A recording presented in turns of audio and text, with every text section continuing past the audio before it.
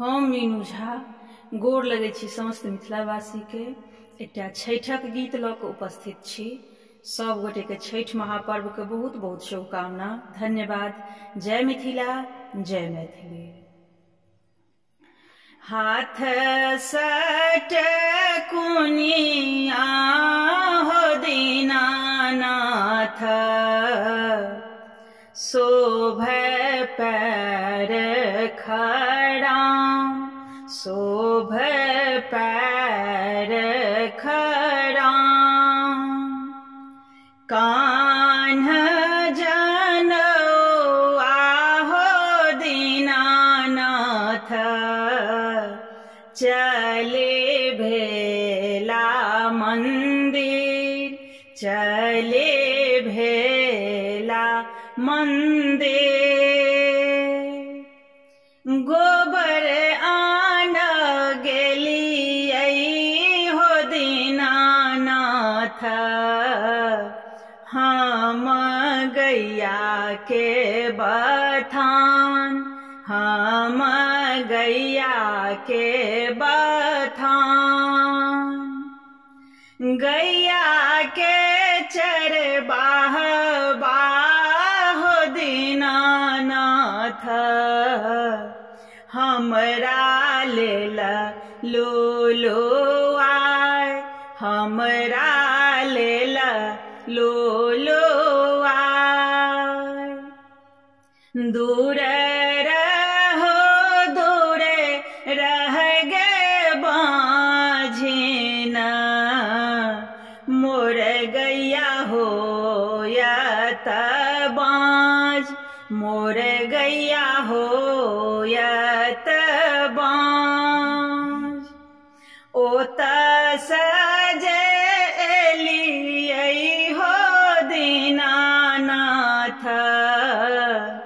देहरी बैसलौं झामाय, देहरी बैसलौं झामाय।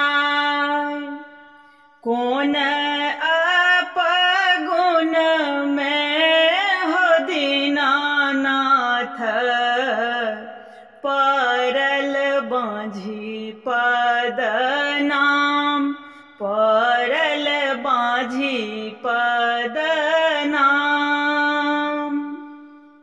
सूप आन गेलियै हो दीनानाथ, हम डोमरा आंगन, हम डोमरा आंगन। डोमा के बेटबा हो दीनानाथ, हमरा लेल लूलू आय, हमरा लेल लूलू आय। दूर रह गे बझनिया, मोर पुतहु होयत बाँझ, पुतहु होयत बाँझ। ओतऽ से जे एलियै हो दीनानाथ, देहरी बैसलौं झामाय, देहरी बैसलौं झामाय। कोन अवगुण हो दीनानाथ, पड़ल बाँझी पद नाम, पड़ल बाँझी पद नाम। दीपल सईते हो दीनानाथ, मोर चुटकी खियाल, मोर चुटकी खियाल। धूपल सईते हो दीनानाथ,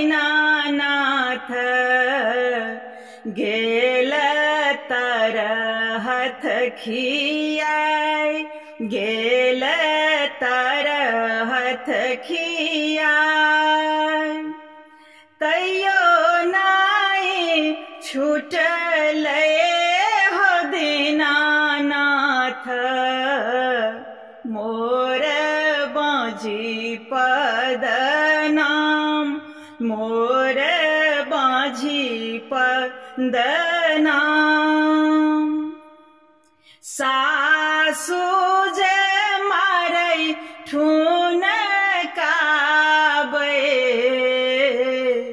ननदो पढ़ाई गाय ननदो पढ़ाई गाय परक जनमल गोतने हो दीनानाथ मोर दई उलहन हमरा दई उलहन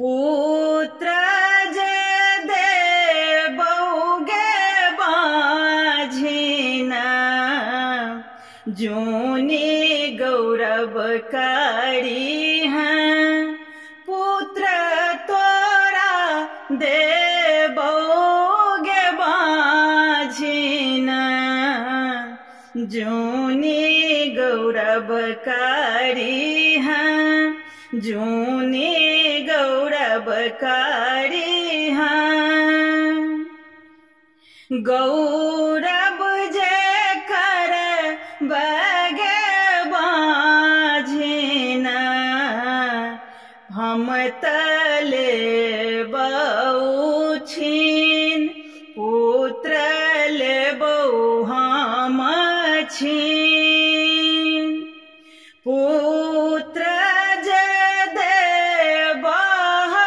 दीनानाथ जूनी लिहा छिन जूनी लिहा छिन बाँझी पद छूट तै हो दीनानाथ मरौ छी परतै नाम बाँझी पद छूटतै हो दीनानाथ मरौ छी परतै नाम मरौ छी परतै